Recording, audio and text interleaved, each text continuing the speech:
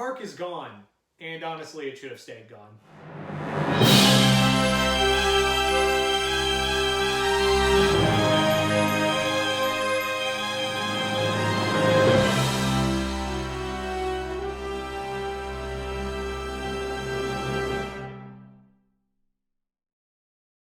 Hey everybody, welcome back to Comic YOUniverse, the only nerd-centric thing in your life, and you're probably, I know what you're thinking, DPZ, this movie's been out for a while, why are we talking about it here? Because we gotta. Guys, I need to talk about this movie more. Yeah, I think everybody needs to talk about this movie more. Yeah, so, Jurassic World Fallen Kingdom, the 5th Jurassic Park movie. And the 2nd Jurassic World movie. It's all the same thing. No. Why they changed the tagline, I don't know. Or the name, I still call it Jurassic Park myself, but regardless. Yeah. So yeah, tell us what you thought. Give us the good. Okay, the good is that, you know, there are some good elements. I think there's some great horror. There's also one great shot that you and I agreed on that was the best shot of the movie. We'll get to that. I think cinematography-wise, I think it does very well in certain aspects. It does play out like more of a horror film. And honestly, J.A. Bayona, who did The Orphanage, it's very clear he wants to do an Alien film. He wants to do Alien. Wouldn't blame him, but after this, I was like, maybe you should wait a bit. But the story's okay. At least now there's a reason why we have dinosaurs again instead of going back to the island again. Because honestly, this is just Lost World. This is just no, it is. It's just Lost World. With it's the same themes. It's just with a scary dinosaur. Right. So all right. So those are the pros. What are the cons? What did you like? Everything I didn't mention. There's a start. The characters are kind of boring. I mean, Chris Pratt is charismatic, but even then, I'm kind of like, it's just Chris. Yeah, it's nice, Chris Pratt. Yeah. Bryce Dallas Howard, I don't care about because it's like the same thing they did with her. It's the same thing they did with John Hammond in Lost World. In that, you went from capitalist to environmentalist, and in no time at all. So yeah. Also, real quick, why don't we give this much of a crap about actual endangered animals? Why don't we have like people petitioning for Senate hearings for elephants going extinct or tigers or half the other creatures we're killing off? Right. Just a thought. Also, there's really stupid moves in here. Like if you like Prometheus level stupid in this movie. Like, oh my God, there's some really dumb. Oh, okay. Well, I don't even care for spoilers because this movie's a week old, so I don't even give a fuck. There is a moment in here where the other guy the character with Claire, the really annoying one, the hacker. We'll call him the hacker. I just call him the idiot we're stuck with. The Jar Jar Binks of Jurassic World. Yeah, I never thought that would be a thing, but it fortunately is. So they're stuck in a room. And they have to get out. So they open a pathway that leads to the park, and the baryonyx gets in. Lava's coming down, and during all this, they're like, "Hey, there's a stairway in the room they're in. They've been locked in a room for an hour and just now see it that leads outside the park." What? You just now see it with the lava and the dinosaur in the room? You couldn't take like 5 minutes going, huh? Quick look, people. That was the moment I leaned over my dad and went, "This is bullshit." All right, so I don't want to bash this movie, and I enjoyed my time in the theater because I got to see dinosaurs and see a Jurassic Park movie, and it was entertaining in that regard. Okay, should this have been obviously, Jurassic Park comes out in the summer. It's a summer blockbuster. It's one of the biggest summer blockbusters of all time. So I get why. But this really does, and I don't care how much money this movie makes, it really does fail to some of the other movies we've already gotten this year in terms of summer blockbusters and in terms of some of the other movies we're going to be seeing coming forward with the rest of the year. So This movie really fails in a lot of comparisons to those movies, and even to its own predecessors, it really does fail. This movie, I'm sure if you've already seen one or two reviews, everyone is like, oh, there's not enough character arcs and story arcs, and I get what they're saying, but personally, I kind of got it in the first one. I don't really need it in this movie. That's not why I go see a Jurassic Park movie. I go to see it for the dinosaurs, obviously, and the hijinks that ensues, if you will. Yeah. But this movie does a lot of things, and there's a lot of, I'll call them plot holes. You can call them whatever you want. They're just so dumb, asinine, and that was one of them. Where they're locked in a room and they didn't see the freaking stairway or the drop ladder they could get out of. So the first problem with this movie is it starts with the trailer. The first trailer we saw, I was annoyed to all hell because I was like, oh man, they're giving away too much. The second trailer they showed gave away the entire freaking movie, to be honest with you. I was just so pissed off from the trailer going into this movie that I almost didn't want to see this movie. My only hopes was the creature that was created. I was hoping for the Indoraptor. I was hoping for so much more from that creature. I was hoping for it to be able to do more, outshine its predecessor, if you will. And it just got so convoluted and didn't all make sense to me. And we've already kind of discussed it to me while the film was going on. Now, the Indoraptor was supposedly supposed to be part blue and part the Indominus. And the mathematics just don't add up. The time frame of the movie doesn't add up. And I get that they said that this was a prototype, but the whole concept of the creature was to have blue be its kind of surrogate mother, and it was supposed to be part of its DNA because it was the smartest raptor. Yeah, it was supposed to be, and just kind of follow in line. It was the smartest dinosaur they had created up until that point. It was able to show empathy. It was able to show compassion, something that none of the other dinosaurs were able to do except for Blue, essentially. And we kind of get that through these these videos from Jurassic World's past, if you will, like training videos as they were raising Blue from a hatchling to an adult with Chris Pratt's character. And it was supposed to, so we get the bone, and we never get a timeline of when they actually took possession of the bone. Okay, but we know for a fact that they did not have Blue prior to this raptor being created. So clearly it doesn't have Blue's DNA in it.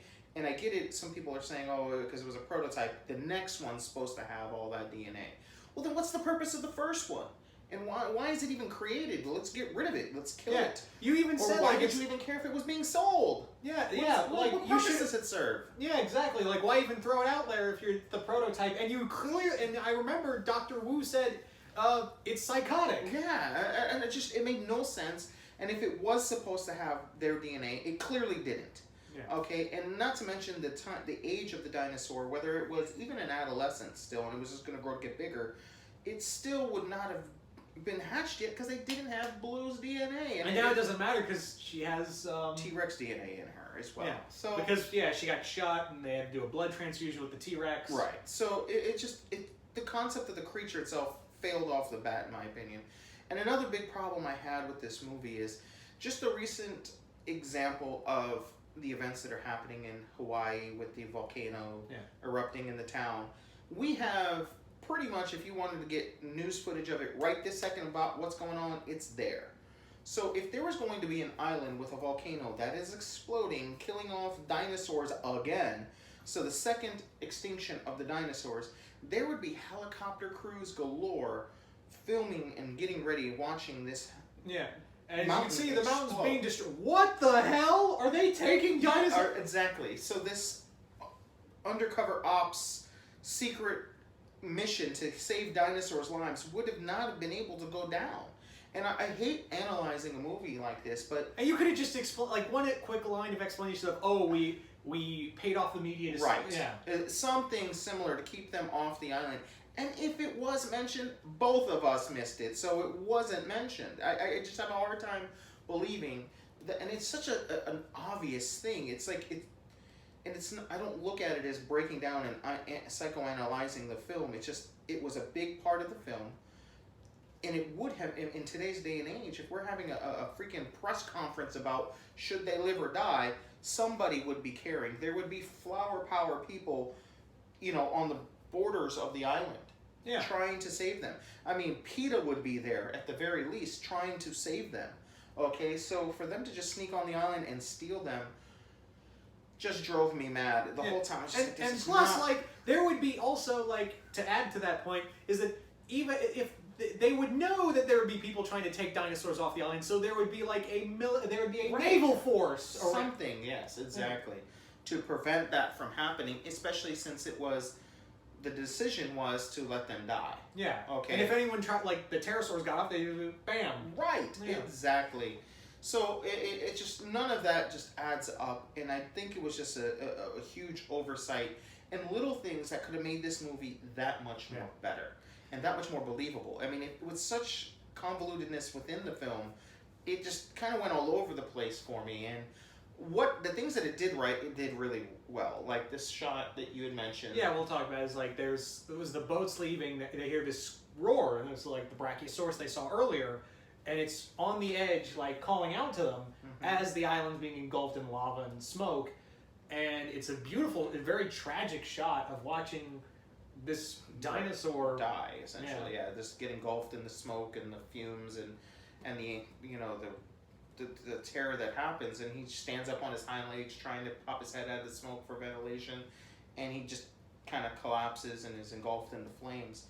And it's so touching. Like, it was beautiful. Like, it's probably... That was a moment where I went, oh my god, this movie could be saved. Right, yeah, like, that scene, I would compare it to the first time we first saw the Brachiosaurus stand on his hind legs to eat, when we first got that first breathtaking shot in the original Jurassic Park when we first saw them, or even when we saw them grazing on the top of the trees and she, blew the snot all over her.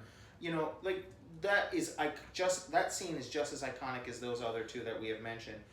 But that was the best the movie had to offer. That really was the best the whole movie had to offer. Yeah. And you want to talk about the girl? Yeah, admittedly, she's been the best since Lex and Tim. Right. Best child, a hell of a lot better than the last two. Right. But the major thing with this is that they do something different that you caught on to that I didn't. Yeah. And when they revealed it, when I figured it out, I was like, so this would defeat the purpose of dinosaurs in general, like having dinosaurs in general. Like, because, okay, turns out the girl is a clone. Spoiler alert. Well, I spoiled. I know.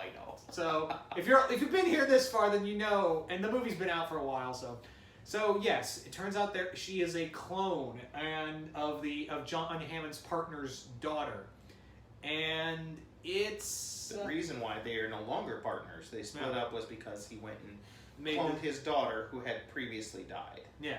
So the thing is that they were,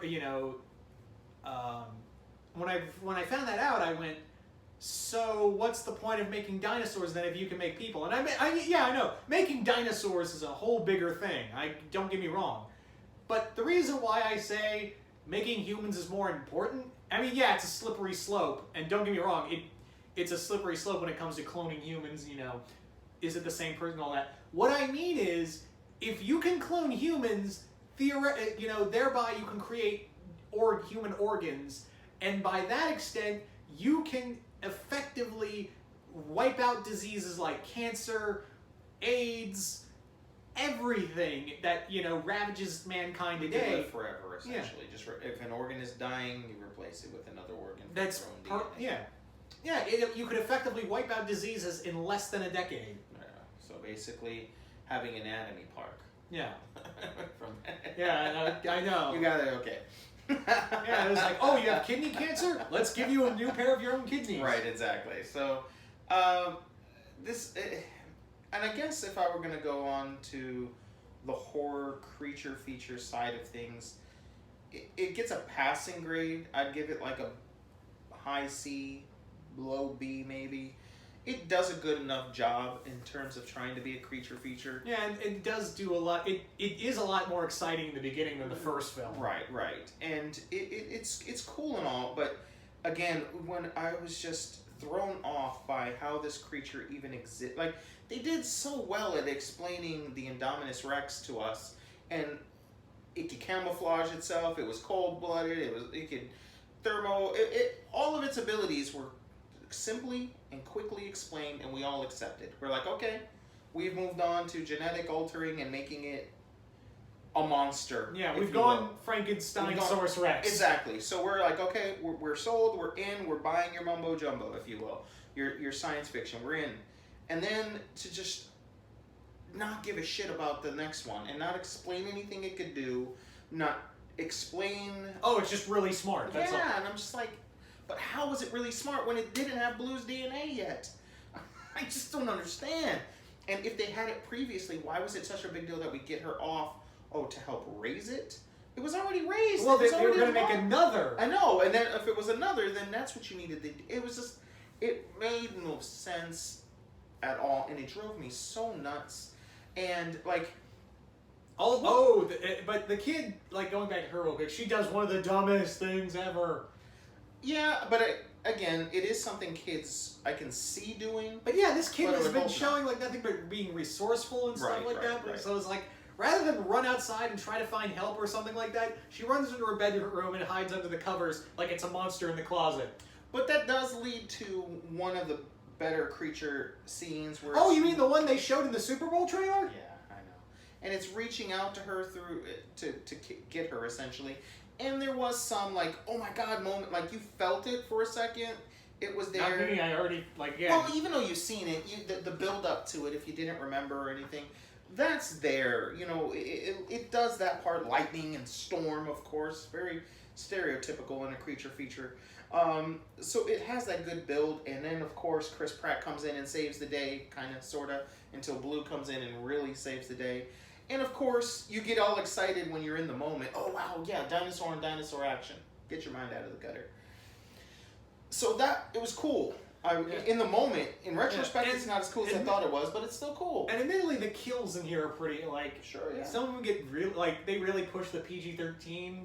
Like, we had the actor who played Buffalo Bill get, you know, he was supposed to be like Roland, like a more twisted version of Roland from Lost World. Which, yeah, you're not Roland. He was, you know, I get it. He had this thing about stealing teeth, and they didn't. Okay, so halfway in the movie, you realize that he's taking the teeth, right? Yeah. He took a couple of teeth, but it's not really harped on. It's just like a quick thing he did to one particular dinosaur. So for a second, you're just like, that was weird. That was kind of random. So then later on, he gets in the cage with the Indoraptor, right? And for the first few seconds, I was like, why the is he going in that cage? Yeah, like two trunks, really? Yeah, but you could, because it was never played on enough that he was obsessed with getting these teeth. They were like heirlooms to his captures, if you will. Like they were trophies to all the dinosaurs that he caught. Since it was never played on enough that this was his thing, it was like the furthest thing from my mind. Yeah. And he gets in the cage and I'm like, what the hell is he doing? And it wasn't until he pulled out the pliers that I go, oh, duh, because he's a freaking moron that likes to collect trophy. I was like, I didn't even remember that because you didn't really make it a big enough thing to his character. And I guess that goes back to character arcs and not explaining who these characters really are inside. And then we get this stupid comedy scene where the tail's going up and he looks back at the tail and the tail goes down. Yeah, and it almost looked like it's smiling at the camera. It's like, yeah, you about to watch me eat this guy. Right, and he looks at looks at the face again and it's still sleeping. He's like, okay. And he goes to get the tooth again. He grabs it and he can't get it because it's still tight. The tail goes up. He's like, and then he realizes he's screwed. And it's just like, why was that there? It was maybe it was there to bring comedy to the 5-year-olds and the 8-year-olds watching, which is fine. I know this movie is for everyone. It's supposed to be like a family movie, if you will. But I don't know about. Then there was the guy who's pretty much the same guy from Lost World again, making that comparison. Except he dies a lot worse. You can like when the T-Rex gets him. He's screaming in the T-Rex's mouth that it's taking bites out of it. Mm-hmm. It's so satisfying, honestly. Of what? Sure, yeah. But yeah. And then we get these moments also where, like, for instance, we're running from the flames. You know, the scene that they showed everybody in the trailer where they're kind of huddled around the ball. Yeah. And the volcano's about to explode, and tons of animals are running, and I get it. They're hunters. They're killers. Yeah, but they would be more interested. They would be animal instinct would take in, and they realize that what's about to happen because animals are more sensitive to those type of things than we are. So they wouldn't just stop to try to get a snack. Yeah, they would be fucking hightailing it out of there, just like all the other dinosaurs were. Like all the other dinosaurs, like, what the hell are you doing, man? We gotta book it. Exactly. And if at anything, they would be going after their normal prey. Any animal, okay, that is not familiar with humans, even if they're a carnivore, sure, they might eat a human if they had to, but they're still going to go after what they normally eat more. Just like sharks, they don't like the way we taste per se, but they'd eat us if they had to. But they think we're a seal or whatever the case may be. Same thing with these dinosaurs. All these dinosaurs running, T-Rex and all the other carnivore dinosaurs would have been like chasing after their food if that's really what they wanted and they weren't trying to escape for their life. But they would have been terrified of what the ground shaking and all of this. They wouldn't have just stopped. And it was just, and I get it. It's cinematography. It was a cool action scene. And you know all those scenes with the dinosaurs running amok in the city? Yeah, that's all you get. That's all you get from those trailer scenes. And like with the Mosasaur now out in the ocean, I'm like, that's a cooler movie in itself. Well, we're kind of getting that with the Meg, but right. That's what first thing I saw that scene. I was like, Meg. This is a call out to Meg right there. Yeah. But I kind of honestly might want to see that movie more. I'm interested in Meg because of what you've told me about it and how much you're excited for it. I'm not excited in the sense that it's fun. It's something from your past. You've read the books. So this is not the book. I could go into a whole thing about that. Yeah, but overall, I will say it and admit that I had a good time while I was in the movie, at the time, just because I love to see those dinosaurs. But in retrospect, when I think about the movie, there was so much that could have made it better, and there was so lack of attention to detail that it really falls short. And I would have to give this movie like a 2 out of 5 because it just it was such a missed opportunity. And the worst, honestly, for me, I feel this is the worst Jurassic Park film. I wouldn't say worst. This is definitely like down there. Like the more I think about it, it's like I'd probably put it just above Jurassic Park 3. So, I mean, I guess it's up to you guys. Let us know what you guys thought. Did you guys like it? Did you hate it? Are you excited for where we go next? Because I honestly don't know where we go next. Do we just live in like a world where dinosaurs are... Like, what do we do next? Like, or do we... Are we now part of the walking dinos? Right, exactly. And are they, like, causing the end of the world? Like, but there's some intriguement there, but it's just, I just don't understand it because what all the other films have been. Also, real quick, there's an after credit scene for those who didn't stick around. Don't even bother. It's just pterodactyls landing in Las Vegas. Like, you think it's going to be like, oh, after credit scene is like Alan Grant. Is it Alan Grant back? Or, are we going to get Laura Dern's character back? No. The and real quick also, I lost my train of thought. I forgot what I was gonna say. Oh, to anyone who doesn't know there's an old script out there for what Jurassic Park 4 could have been, and you can see a lot of the ideas from that film, if you've ever read the script for it, pulled and placed into this movie, and some of them aren't necessarily for the better. And I know we don't get as much jumbo like the alien human, or not alien, but like dino human hybrid for war. We don't quite get that, thank God. But I think the direction that we're going in, it's almost inevitable at some point that that's what we're going to get. And I don't know how I think it's going to be like the kid that's going to like... Yeah, and I don't know how I feel about that because again, with her being a clone, I'm sure there's going to be some sort of dino DNA in her. And I guess we'll cross that bridge when we get to it. There's, I guess, our stretch for how much science fiction we can have within a science fiction movie that has already built its lore. That's where I start to go, okay, it's just not believable anymore, Yeah. So. Anyway, let us know what you thought. Don't forget to like, share, subscribe on the video, guys. And until next time, see you once more in the universe.